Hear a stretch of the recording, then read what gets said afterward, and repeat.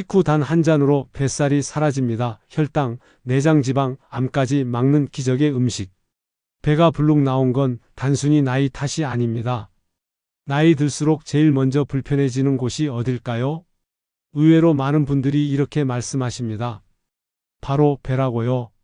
예전엔 허리띠 하나로도 맞던 바지가 어느 순간부터 점점 조여오고 앉기만 해도 답답하고 숨이 찬데 몸무게는 생각보다 많이 늘지 않았다고 하십니다. 그래서 다들 나이 들면 원래 그런 거지.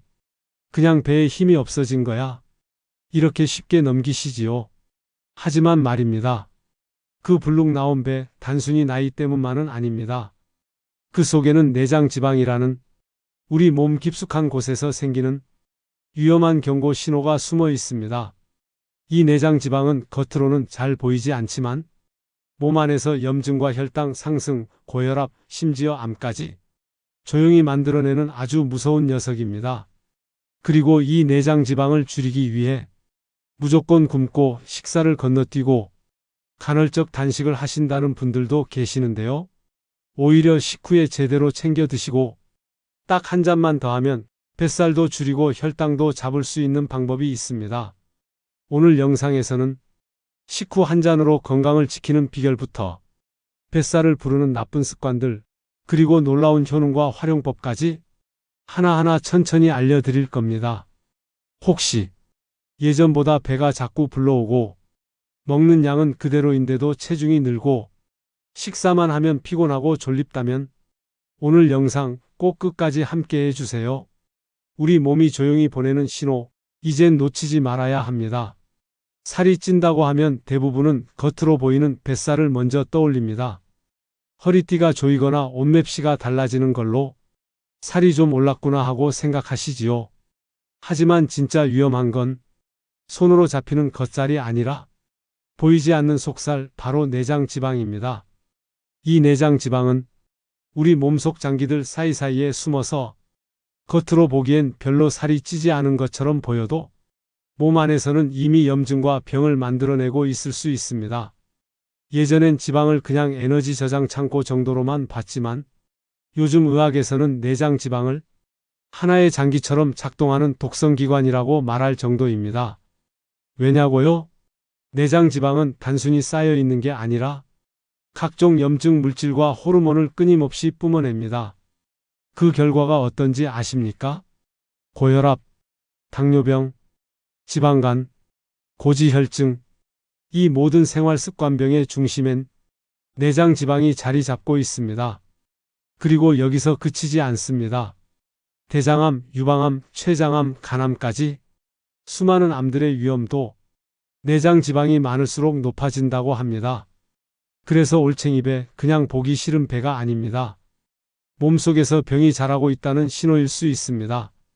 특히 체중은 그대로인데 배만 유독 나오는 분들, 예전보다 땀이 많고 숨이 차고 식후 피로감이 유난히 심해진다면 그건 내장 지방이 몸속 깊이 자리 잡았다는 뜻일 수 있습니다. 겉으로 드러나지 않기에 더 무서운 지방, 지금부터는 우리가 그 정체를 제대로 알고 조심스럽게 줄여나가야 할 때입니다. 예전에는 중년 남성분들만 올챙이배라 불리는 복부비만을 많이 겪는다고 생각하셨지요. 하지만 요즘은 남녀 불문, 심지어 젊은 층에서도 배만 볼록 나온 체형이 점점 흔해지고 있습니다. 왜 이렇게 변했을까요? 크게 세 가지 이유가 있습니다. 첫째는 배달 음식과 정제 탄수화물입니다. 코로나 시기를 지나면서 집에서 끼니를 해결하는 일이 많아졌지요. 간편하고 맛있고 자극적인 음식, 피자, 햄버거, 떡볶이, 치킨, 이런 것들 대부분이 정제된 탄수화물로 가득합니다. 이 정제 탄수화물은 섭취하면 빠르게 혈당을 올리고 우리 몸은 그걸 낮추기 위해 인슐린을 많이 분비하게 되지요. 그렇게 혈당이 널뛰기처럼 오르내리게 되면 그 과정에서 남은 당은 지방으로 바뀌어 특히 내장 속에 쌓이게 됩니다. 둘째는 운동 부족입니다.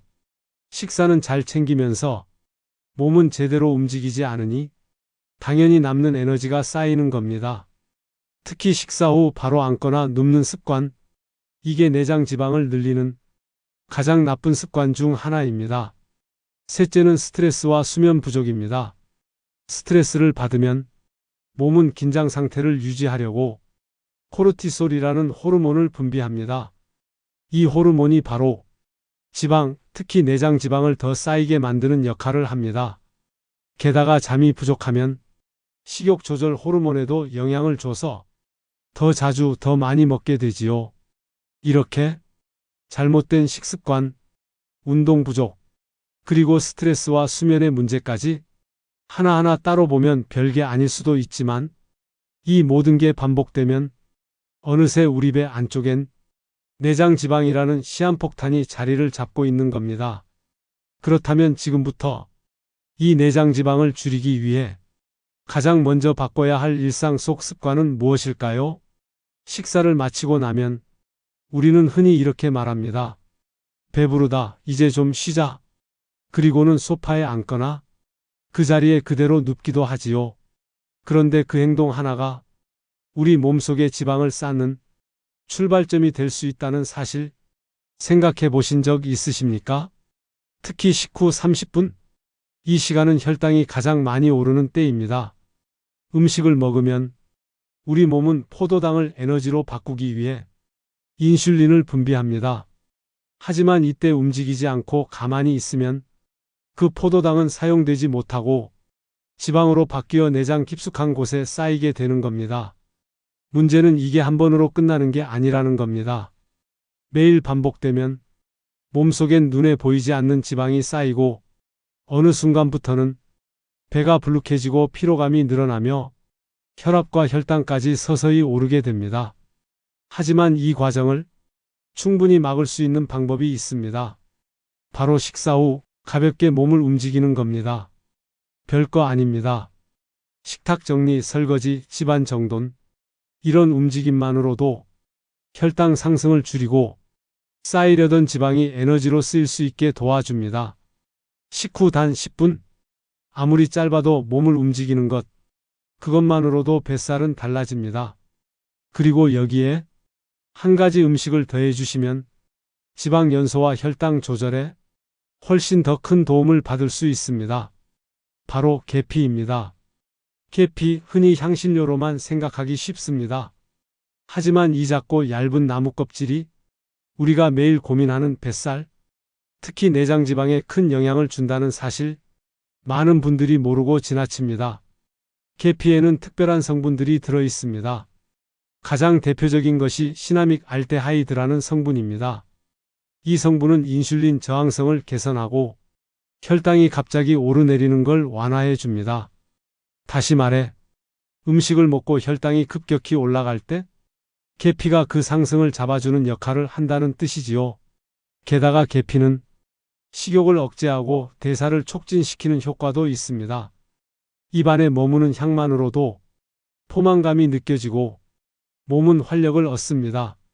뿐만 아니라 항염, 항산화 작용도 뛰어나서 몸속에 쌓인 염증을 줄여주고 피로감을 덜어주는 데도 효과적입니다. 우리가 내장 지방을 줄이고 싶을 때 단순히 칼로리만 줄이는 식단이 아니라 이런 몸의 기능을 도와주는 음식을 함께 챙기는 것이 훨씬 더 현명한 방법이 됩니다. 계피를 드실 땐 계피차로 마시는 걸 추천드립니다.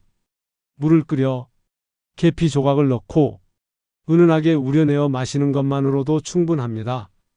특히 실론 시나몬이라 불리는 부드럽고 달큰한 맛의 계피를 선택하면 맛도 좋고 몸에도 부담이 덜합니다. 단 주의할 점도 있습니다. 계피에는 쿠마린이라는 성분이 있는데 이 성분을 과도하게 섭취하면 간에 부담을 줄 수 있기 때문에 하루 한두 잔 정도면 충분합니다. 또 출혈성 질환이 있거나 항응고제를 복용 중이신 분은 드시기 전에 꼭 전문가와 상담하시는 것이 좋습니다. 식후 가벼운 움직임과 함께 계피차 한 잔을 곁들이는 것, 이 조합은 뱃살을 줄이고 혈당을 관리하는데 작지만 확실한 습관이 되어줄 겁니다. 그렇다면 우리가 피해야 할 식후 습관에는 어떤 것들이 더 있을까요? 그리고 계피 외에도 체중 감량과 건강에 도움되는 음식들은 무엇이 있을까요?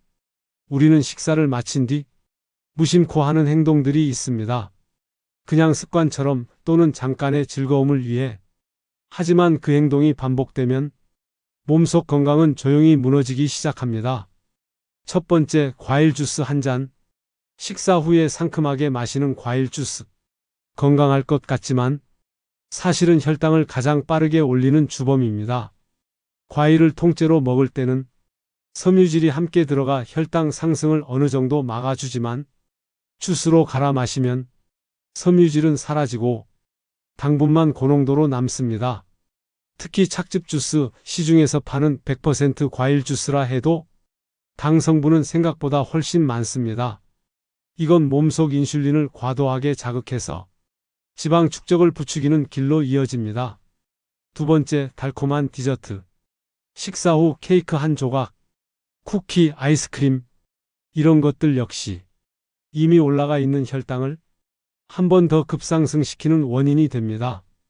단순당과 정제탄수화물은 우리 몸을 계속해서 당 의존 상태로 만들고 식욕 조절 능력을 무디게 합니다.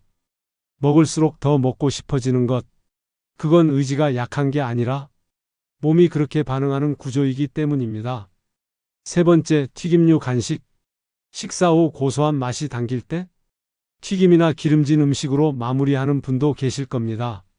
하지만 이 기름 속에는 트랜스지방과 당 독소라 불리는 물질들이 들어 있습니다. 이것들은 체지방을 쌓는 데에 가장 직접적인 영향을 주는 성분들이고 염증 반응을 일으켜 몸의 회복 능력도 떨어뜨립니다. 그 결과 혈관 건강이 나빠지고 지방은 더 쉽게 쌓이며 몸은 점점 무거워지게 됩니다. 이렇게 식사 후에 건강하다고 믿고 했던 행동들이 오히려 몸을 더 지치게 하고 살이 찌는 구조를 만들게 되는 겁니다. 습관은 하루의 선택에서 시작됩니다. 식사 후 단 30분 어떻게 보내느냐가 몇 달 후의 건강을 결정지을 수 있습니다. 지금부터라도 식후 행동을 한 번 더 점검해 보시기 바랍니다. 그럼 다음은 식후에 어떤 음식을 함께 먹으면 좋은지, 계피 외에 도움이 되는 건강한 조합들, 그리고 우리가 일상에서 실천할 수 있는 작지만 효과적인 다이어트 습관들을 이어서 알려드리겠습니다. 계피가 식후 혈당 조절에 도움이 된다고 말씀드렸죠?